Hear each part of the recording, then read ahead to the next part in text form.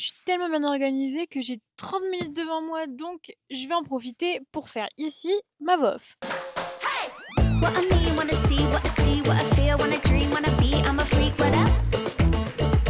Oh, what up? Salut, J-1. Aujourd'hui, c'est le dernier jour de l'installation. On déménage.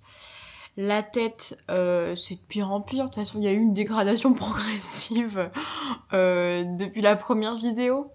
Je suis quand même contente que ce soit la fin parce que je suis bien fatiguée. Cette nuit, ça a été une nuit blanche. Je vais aller récupérer un camion pour pouvoir faire le déménagement. Je vais dire au revoir à l'ancien local. On va démonter la devanture. Et puis aller chercher 2-3 trucs encore qui me manquent chez Leroy Merlin. Rendre la ponceuse pour le sol. Et puis commencer l'aménagement. Un truc qui va être drôle aussi, c'est les verrières qu'il va falloir démonter dans l'ancien institut et remonter dans le nouveau. Bon, les remonter, ce sera pas compliqué. C'est les démonter qui va être plus compliqué. On va devoir défoncer le placo, clairement. Et voilà le programme de la journée. Et ce soir, je vais finir les estrades pour les pieds. Je vais au moins essayer de me booster mes systèmes immunitaires. À la vôtre. À chaque fois que je bois ça, je regrette.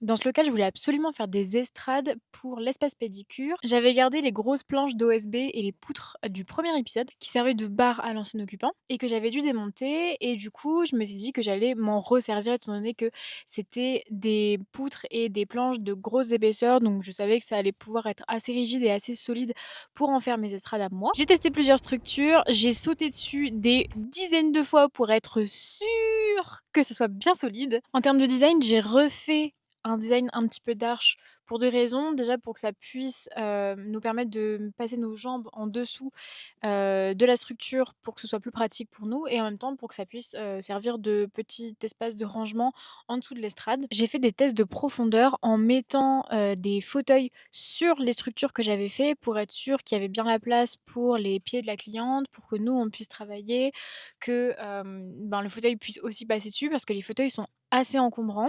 Je voulais aussi laisser de l'espace entre chaque structure pour pouvoir y faufiler un rideau et créer une, séparation entre chaque cliente. C'est toujours un petit peu gênant quand les autres personnes nous voient en hauteur, en plus de ça en train de faire nos pieds. Je sais que ça peut gêner et que tout le monde n'est pas forcément à l'aise avec ça. C'est aussi un petit peu gênant d'être collé à la cliente d'à côté, donc l'idée c'était vraiment de créer des séparations et de le faire le plus joliment possible. Et puis tout le monde n'est pas non plus à l'aise à l'idée de montrer ses pieds.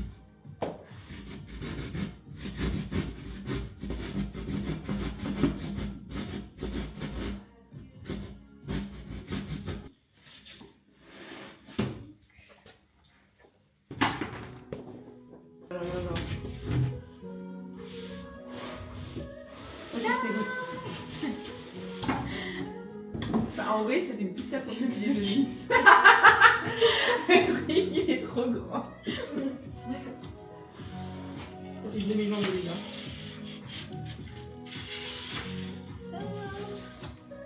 Nickel.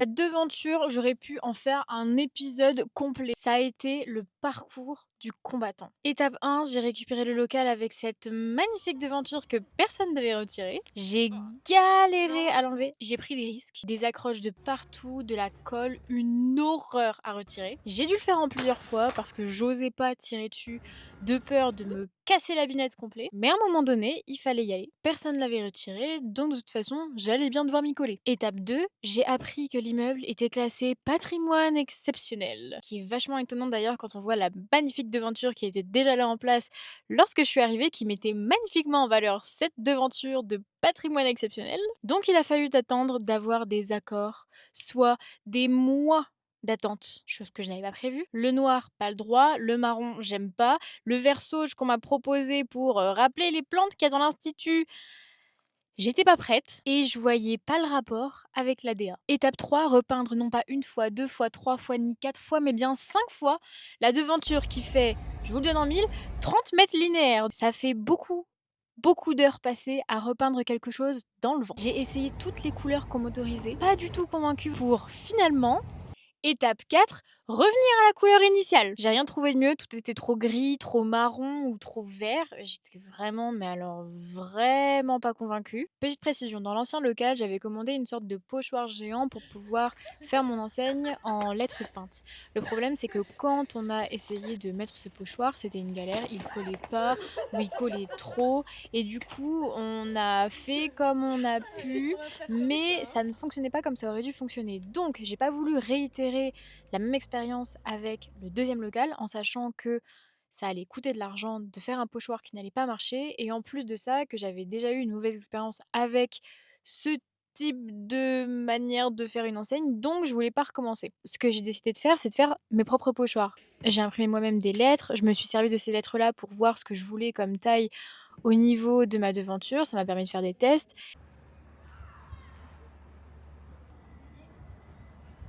En même temps, ça te fait une bonne pub, hein, parce que les gens qui passent là, ils savent. Il y a des ongles ici. Il y a des ongles. Les gens qui font pas attention, là, du coup, ils regardent.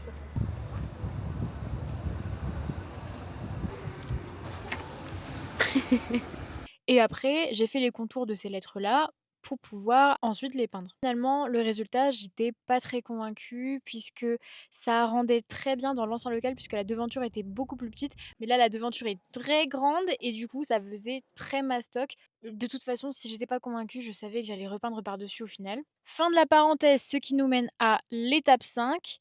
J'ai une révélation. On recommence tout. Y a rien qui va. C'est ça mes révélations. La porte du garage est rouillée et taguée.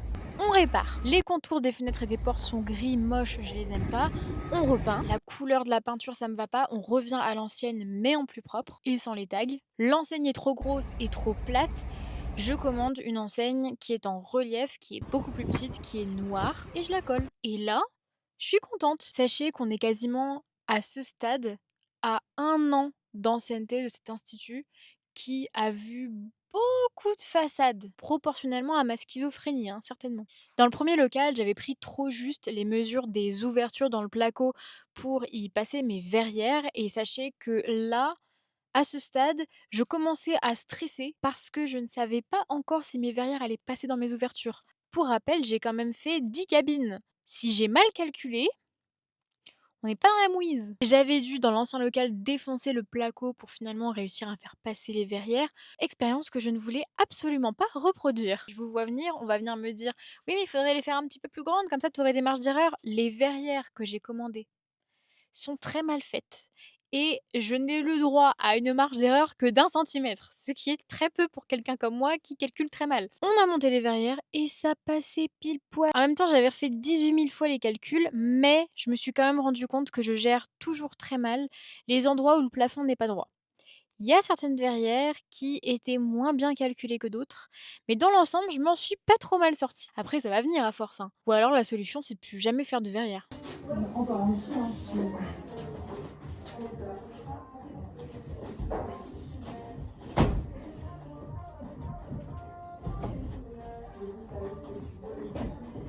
Dans la haut, on est. Ne suce pas qu'elle traverse. Il y a quelqu'un de l'autre côté, non? De l'autre côté? Oui. Non, je peux un peu plus. Ok. Ah oui, ok. Comme ça, chacun une main. Oui, Ouais. chacun une petite main, ouais. Ok. Alors moi, profite, je peux le pousser sur le. Ah, bah oui, il y a une petite marche. Ah oui. Tu peux pas faire un truc pile poil, hein. Ouais. Ah, c'est bien ça. Moi, je prends. Alors.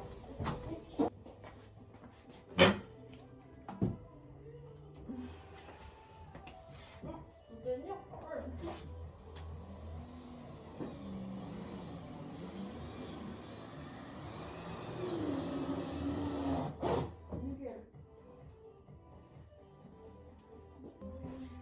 Toi, quand tu veux, tu peux.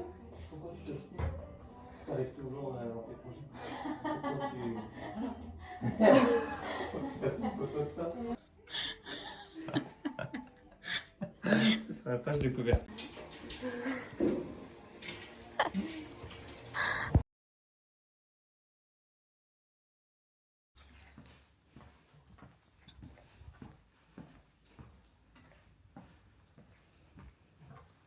Maintenant, vous pouvez enlever l'écho des bâches. Lui,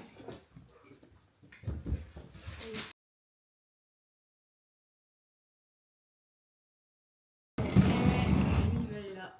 Tout caché. Regarde.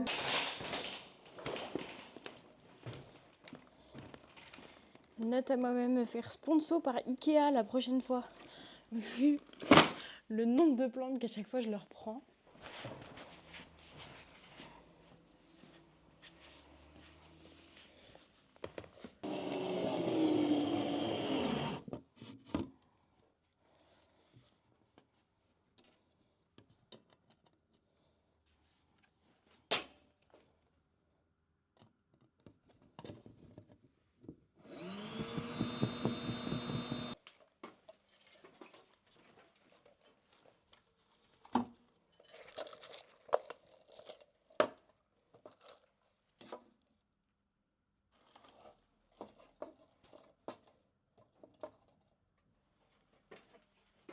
Ouais, c'est pas mal comme ça, parce que là c'était trop vide.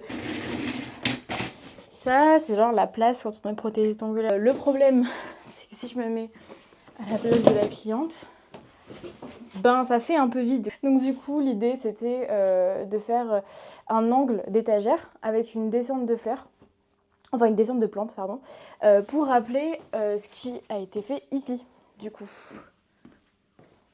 Comme ça, on reste un peu dans le même thème, et donc, c'est ça que ça donne.